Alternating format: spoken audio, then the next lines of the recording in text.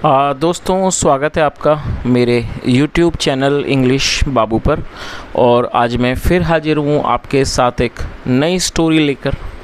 और दोस्तों, आज जो स्टोरी मैं आपके लिए लेकर आया हूँ बहुत ही मज़ेदार, बहुत ही मनोरंजन से भरपूर कहानी है। कहानी सुनने में आपको बहुत ज़्यादा मज़ा आएगा। उसके अलावा दोस्तों, आज की इस स्टोरी में आपको कई सारे नए एडवांस लेवल के वर्ड मीनिंग सीखने को मिलेंगे, उनकी करेक्ट प्रोनाउंसिएशन के बारे में पता चलेगा और हमेशा की तरह जो इसका ग्रामर का स्ट्रक्चर है उसे बिल्कुल डिटेल में कवर करेंगे, तो एक एक स्ट्रक्चर को आप बड़ी आसानी से सीख पाएंगे।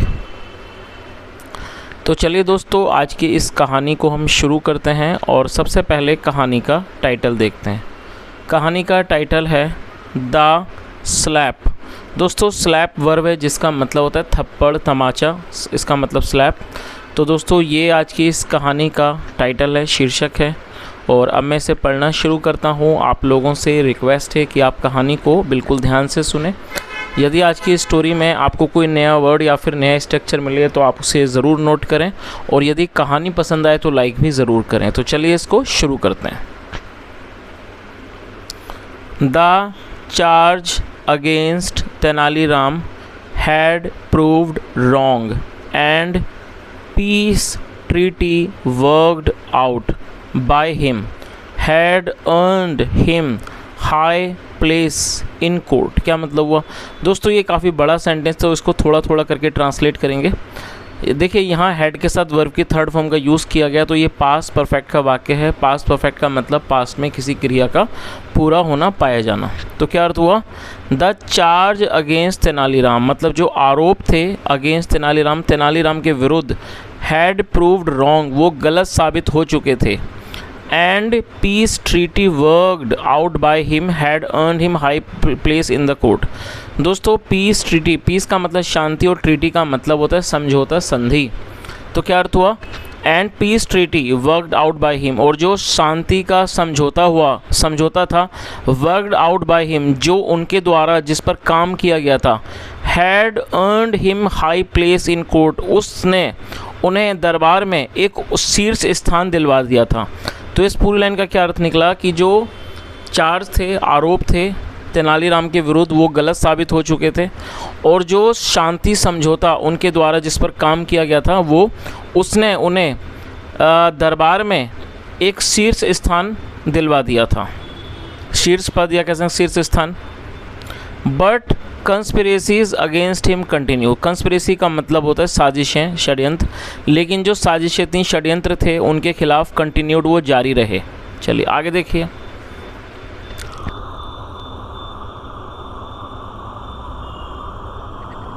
वंस अगेन, फिर दोबारा, मतलब एक बार फिर। Due to some reason, due to का मतलब के कारण, ड्यू टू सम रीज़न मतलब किसी कारणवश या किसी कारण से, Tenaliram could not be present in the court for a few days. दोस्तों देखिए, इस वाक्य में कुड का प्रयोग किया गया है और साथ में नोट भी है। इस कुड का प्रयोग वाक्यों में जब किया जाता है जब हम पास्ट में किसी भी तरह की एबिलिटी या फिर पॉसिबिलिटी को दर्शाते हैं। आप देखेंगे ज़्यादातर जो वाक्य, जहाँ वाक्य की टेल पर सका, सकी, सके, पाया, पाई जैसे शब्द आते हैं, वहाँ पर कुड का प्रयोग किया जाता है। साथ में वर्ब की फर्स्ट फॉर्म लगाई जाती है। यदि वाक्य नेगेटिव होगा तो कुड नॉट का यूज़ किया जाता है। तो इस लाइन का क्या अर्थ हुआ? वंस अगेन मतलब फिर एक बार, ड्यू टू सम रीज़न, किसी कारण की वजह से, किसी कारण से, Tenaliram could not be present, मतलब तेनालीराम उपस्थित, प्रेजेंट का मतलब उपस्थित, Tenaliram could not be present in the court for a few days. तो क्या अर्थ हुआ कि फिर दोबारा से किसी कारण की वजह से तेनालीराम दरबार में कुछ दिनों तक, फॉर ए फ्यू डेज, कुछ दिनों तक उपस्थित नहीं हो सके। A courtier said to the king, courtier का मतलब दरबारी, एक दरबारी ने राजा से कहा, योर हाईनेस मतलब कि महाराज, देयर आर र्यूमर्स। दोस्तों, र्यूमर्स का मतलब होता है अफवाहें। There are rumours rife in the public, मतलब क्या हुआ कि जो कुछ अफवाहें हैं, जो राइफ का मतलब उठना, जो जनता में उठी हुई हैं, दैट तेनालीराम इज़ टेकिंग ब्राइव्स, जो तेनालीराम हैं वो ब्राइव, मतलब ब्राइव का मतलब रिश्वत, वो रिश्वत ले रहे हैं। People are whispering about it. दोस्तों, विस्पर का मतलब होता है कानाफूसी करना, धीरे धीरे बात करना। तो क्या अर्थ हुआ, people are whispering about it, जो लोग हैं वो इस बारे में कानाफूसी कर रहे हैं। I thought it fit to bring to your notice. दोस्तों ये भी पास्ट का वाक्य है जहाँ सेकंड फॉर्म लगाई जाती है पास्ट इंडेफिनिट में। थिंक मतलब सोचना, लगना, सेकंड फॉर्म थॉट। उसने आगे क्या कहा, आई थॉट मुझे लगा, इट फिट मतलब ये सही चीज़ है, to bring it to your notice मतलब ये आपकी नोटिस में, आपके ज्ञान में लाना ये ज़रूरी है। Some other courtiers made similar charges against Tenaliram, और जो अन्य दरबारी थे made similar charges against Tenaliram, उन्होंने भी इसी तरह के आरोप तेनालीराम के विरुद्ध लगाए। The king decided to investigate. दोस्तों डिसाइड मतलब निर्णय करना, फैसला करना, सेकंड फॉर्म डिसाइडेड, और इन्वेस्टिगेट मतलब जांच करना। तो क्या अर्थ हुआ, the king decided to investigate मतलब राजा ने जांच करने का फैसला किया। आगे देखिए, one day the king questioned him in the court. क्या अर्थ हुआ, क्वेश्चन का मतलब होता है कुछ पूछताछ करना। वन डे एक दिन, the king questioned him in the court मतलब एक दिन राजा ने उनसे दरबार में पूछताछ की, मतलब उनसे सवाल पूछे। I have received complaints of corruption against you. दोस्तों देखिए इस वाक्य में आप देखिए हैव के साथ थर्ड फॉर्म का यूज़ किया गया। रिसीव का मतलब मिलना, प्राप्त करना, और जब हैज़ हैव के साथ वर्ब की थर्ड फॉर्म का प्रयोग किया जाता है तो इस तरह के जो वाक्य हैं वो प्रेजेंट परफेक्ट के वाक्य कहलाते हैं। प्रेजेंट परफेक्ट का मतलब होता है वर्तमान में किसी भी क्रिया का पूरा होना, पाए जाना, जैसे आया है, गया है, लिया है, दिया है, चुका है। इस तरह के जो वाक्य होते हैं जहाँ पर क्रिया पूरी पाई जाती है वहाँ पर हैज़ हैव का यूज़ किया जाता है। आई, वी, यू, दे और प्लूरल नाउन में हैव का यूज़ करते हैं। ही, शीट और सिंगुलर नाउन में हैज़ का यूज़ किया जाता है। तो राजा साहब ने क्या कहा, I have received complaints of corruption against you मतलब मुझे आपके खिलाफ भ्रष्टाचार की शिकायतें मिली हैं। वॉट डू यू से, आप क्या कहते हो, आपका क्या कहना है। तेनालीराम सेड, तेनालीराम ने कहा, योर मजेस्टी महाराज, I don't have anything to do with bribes और करप्शन। तो उन्होंने क्या कहा, I don't have anything to do with bribes और करप्शन मतलब मेरा रिश्वत या भ्रष्टाचार से कोई लेना देना नहीं है। The complaints are baseless. और दोस्तों ये जो वाक्य है ये सिंपल प्रेजेंट का वाक्य है जहाँ पर इज एम आर का यूज़ हेल्पिंग ऑफ के रूप में किया जाता है, साथ में नाउन एडजेक्टिव को लेकर वाक्य बनाते हैं। बेसलेस का मतलब होता है आधारहीन, जो कि एक एडजेक्टिव है। तो उन्होंने क्या कहा, द कंप्लेंट्स आर बेसलेस मतलब शिकायतें जो हैं वो आधारहीन हैं, मतलब उनमें कोई आधार नहीं है। There has got to be some base for so many people to say that you are taking bribes। तो उन्होंने आगे क्या कहा, there has got to be some base मतलब कि कोई ना कोई ज़रूर आधार होगा। for some many people मतलब for so many people इतने सारे लोगों के लिए ये कहना कि that you are taking bribes कि आप रिश्वत ले रहे हो। तो उन्होंने क्या कहा कि कोई मतलब ज़रूर कारण है इतने सारे लोगों के लिए कि वो कह रहे हैं कि आप रिश्वत लेते हो, that you are taking bribes। you must give proof। दोस्तों यहाँ मस्ट का यूज़ किया गया। देखिए मस्ट का यूज़ कब किया जाता है, जब हम कोई ऐसा वाक्य बनाते हैं जहाँ पर कोई आवश्यक सलाह को दर्शाते हैं, साथ में वर्ब की फर्स्ट फॉर्म लगाई जाती है। उन्होंने आगे क्या कहा, you must give proof of your innocence within a week और रिज़ाइन। तो उन्होंने क्या कहा कि आपको अवश्य ही विद इन अ वीक मतलब एक हफ्ते के अंदर ऑफ योर इनोसेंस अपनी मतलब कि निर्दोषिता का सबूत देना होगा, और रिज़ाइन या फिर आपको त्यागपत्र देना होगा। रिज़ाइन का मतलब होता है त्यागपत्र देना। चलिए आगे देखिए, Tenaliram realised that the king was under pressure to act against him. दोस्तों रियलाइज़ का अर्थ होता है देखिए किसी चीज़ का बोध हो जाना, किसी चीज़ के बारे में एहसास हो जाना, पता चलना। Second form realise. तो क्या अर्थ हुआ, तेनालीराम रियलाइज मतलब तेनालीराम को एहसास हो गया कि the king was under pressure कि जो राजा हैं वो वॉज अंडर प्रेशर वो दबाव में हैं, टू एक्ट अगेंस्ट हिम मतलब वो उनके विरुद्ध कार्रवाई करने के दबाव में है। तो इस पूरी लाइन का क्या अर्थ हुआ कि जो तेनालीराम थे उनको इस बात का एहसास हो गया कि जो राजा हैं वो किसी तरह के दबाव में हैं, उनके विरुद्ध कार्रवाई करने के लिए राजा साहब जो हैं वो किसी दबाव में हैं। The back biters in the court were unhappy. दोस्तों बैक बाइटर्स का मतलब होता है चुगलखोर, मतलब ऐसे लोग जो पीठ पीछे चुगली करते हैं उन्हें बैक बाइटर कहा जाता है। ये प्लूरल नाउन है बैक बाइटर्स। तो क्या अर्थ हुआ, the back biters in the court were happy, जो बैक बाइटर्स से चुगलखोर थे दरबार में, वर हैप्पी वो खुश थे। Tenaliram board and departed from the court. दोस्तों बो का मतलब होता है सम्मान में सिर झुकाना। सेकंड फॉर्म बोर्ड, जो तेनालीराम थे उन्होंने वो झुके। And departed from the court, और वो कोर्ट से चले गए। डिपार्ट का मतलब चले जाना, रवाना हो जाना, और वो दरबार से चले गए।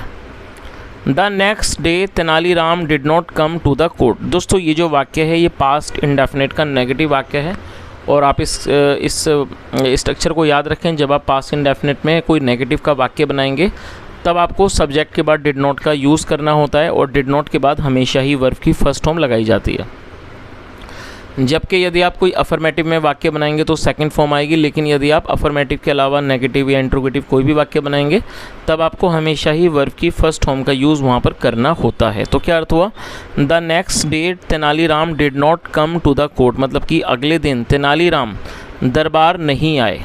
दोस्तों यहाँ पे मैं भी आपको एक वाक्य देना चाहूँगा पास्ट इंडेफिनिट का नेगेटिव, तो आप उसे ज़रूर ट्रांसलेट करें और आप उसे कमेंट में बताएं। वाक्य है, मैंने खाना नहीं खाया। आई रिपीट द सेंटेंस, मैंने खाना नहीं खाया। दोस्तों जो वाक्य मैंने आपको दिया है ये पास्ट इंडेफिनिट का नेगेटिव सेंटेंस है, आप इसको ट्रांसलेट करें और कमेंट में ज़रूर बताएं। चलिए आगे देखिए।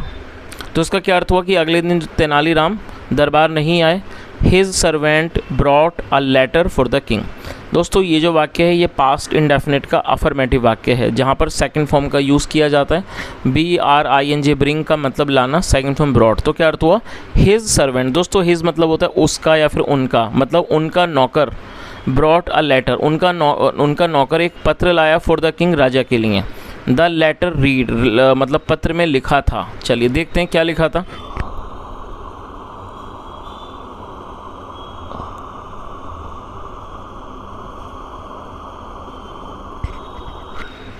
माई salutations to the king.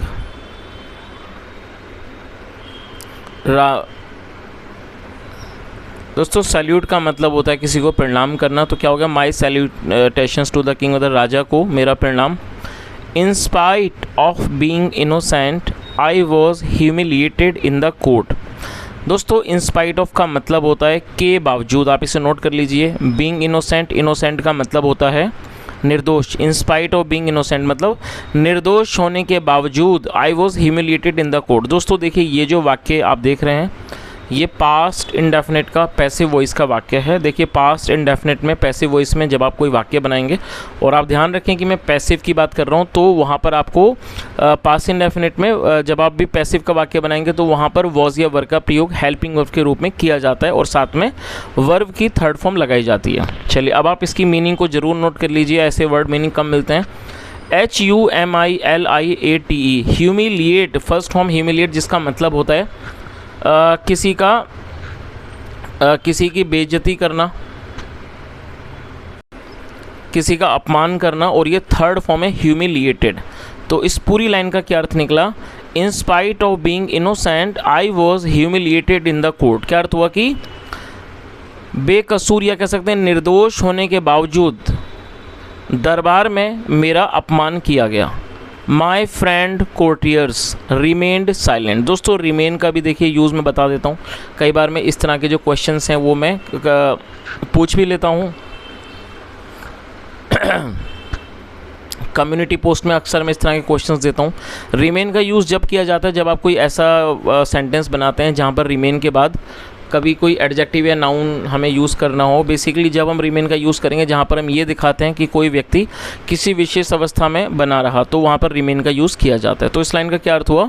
My friend courtiers remained silent at the baseless charges levelled against me. तो इस पूरी लाइन का क्या अर्थ हुआ कि my friend courtiers remained silent, मतलब मेरे दरबारी दोस्त खामोश रहे एट द बेसलेस चार्जेस, उन आधारहीन आरोपों पर, लेवर्ड जो लगाए गए अगेंस्ट मी, मेरे विरुद्ध। तो इस पूरी लाइन का क्या अर्थ हुआ? उन्होंने क्या कहा कि जो मेरे दरबारी दोस्त हैं वो खामोश रहे उन आरोपों पर, जो मतलब उन आधारहीन आरोपों पर जो मेरे खिलाफ, जो मेरे विरुद्ध लगाए गए। इट इज़ टू पेनफुल, ये बहुत दर्द भरा है, फॉर मी, मेरे लिए, टू लिव विद, इसके साथ जीवन जीना, इसके साथ जीना ये मेरे लिए बहुत दर्द भरा है। सो इसलिए आई हैव डिसाइडेड। और दोस्तों ये जो वाक्य है ये प्रेजेंट परफेक्ट का वाक्य है, जैसे ऊपर आपको बताया था जहाँ हैज़ हैव के साथ थर्ड फॉर्म का यूज़ किया जाता है। उन्होंने आगे क्या कहा, इसलिए आई हैव डिसाइडेड, मैंने फैसला किया है, टू टेक माई लाइफ, अपने जीवन को लेने का मैंने फैसला किया है, बाय ड्राउनिंग माई सेल्फ, अपने आप को डुबो कर। दोस्तों आप इस वर्ड को नोट कर लीजिए, ड्राउन मतलब डुबोना, डूबना डुबोना, बाय ड्राउनिंग माई सेल्फ, खुद को डुबा कर, इन द रिवर, नदी में। तो इस पूरी लाइन का क्या अर्थ हुआ, उन्होंने आगे क्या कहा कि मैंने फैसला किया है अपने जीवन लेने का, अब खुद को नदी में डुबोकर। I pray for your glory, मतलब मैं आपकी महिमा के लिए, गौरव के लिए प्रार्थना करता हूँ। एंड थैंक यू, और आपका धन्यवाद देता हूँ, फॉर योर काइंडनेस, आपकी दया के लिए, एंड लव, और प्यार के लिए, टू मी, मेरे प्रति, गुड बाय, अलविदा, योर फेथफुल सर्वेंट, आपका आज्ञाकारी नौकर, तेनालीराम। चलिए आगे देखिए।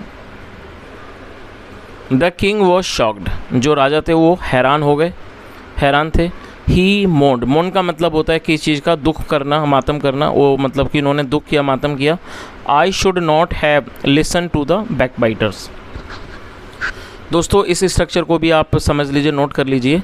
देखिए शुड का प्रयोग जब किया जाता है जब हम कोई ऐसा वाक्य बनाएंगे जहाँ पर हम किसी भी तरह की सलाह को दर्शाना चाहते हैं, और जब सलाह को आप पास्ट में दर्शाना चाहेंगे, मतलब पास्ट में जब आप वाक्य बनाएंगे, जैसे कि मान लीजिए वाक्य बनाते हैं, आपको वहाँ जाना चाहिए था, आपको खेलना चाहिए था, आपको नहीं दौड़ना चाहिए था, मतलब जब आप चाहिए था का मतलब चाहिए का प्रयोग था में करेंगे, तब आपको शुड हैव और थर्ड वर्ब की थर्ड फॉर्म का यूज़ वहाँ पर करना होता है।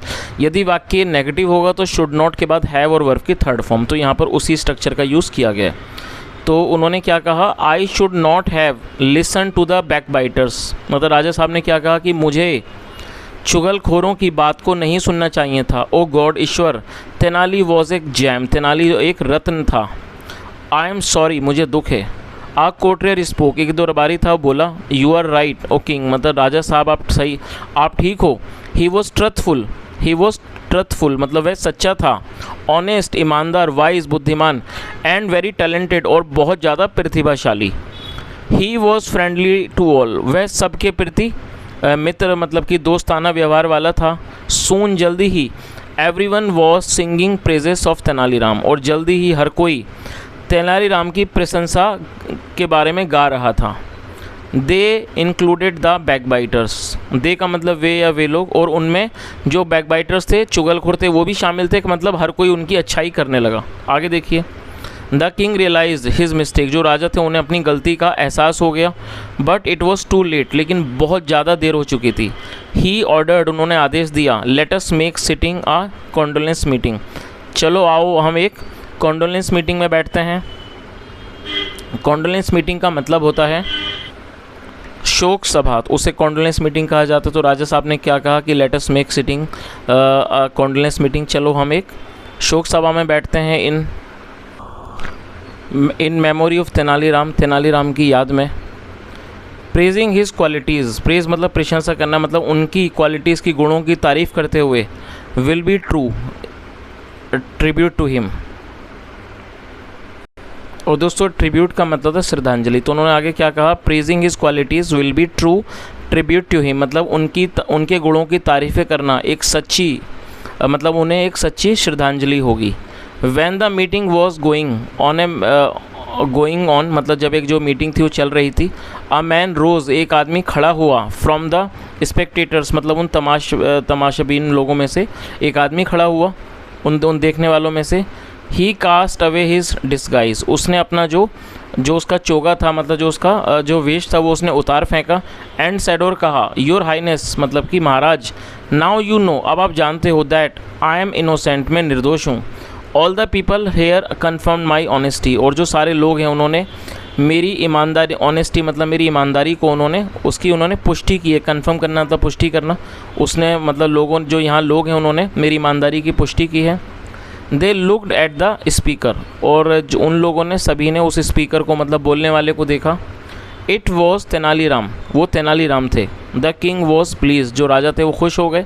ही सैड, उन्होंने कहा, so you tricked even your enemies, तो उन्होंने क्या कहा कि आप, ट्रिक मतलब होता है कोई चाल वगैरह करना, बेवकूफ़ बनाना। उन्होंने क्या कहा कि फिर आपने अपने दुश्मनों को भी ट्रिक कर दिया, मतलब उनको बेवकूफ़ बना दिया। टू प्रेज यू, अपनी तारीफ़ करवा के। That was a slap on their collective face, और ये जो था वो एक तरह से थप्पड़ था उन सबके कलेक्टिव फेस पर। मतलब उनके चेहरों पर ये एक तरह से एक थप्पड़ था। चलिए, तो दोस्तों ये आज की एक छोटी सी कहानी थी, और यदि आपको आज की कहानी अच्छी लगी हो, मेरा पढ़ाने का प्रयास भी अच्छा लगा हो, तो आपसे रिक्वेस्ट है आप इस वीडियो को ज़रूर लाइक करें, शेयर भी करें और चैनल को सब्सक्राइब करें, और जो भी आपका सुझाव हो तो कमेंट के माध्यम से ज़रूर बताएं। सुनने के लिए thank you so much. Have a nice day and bye.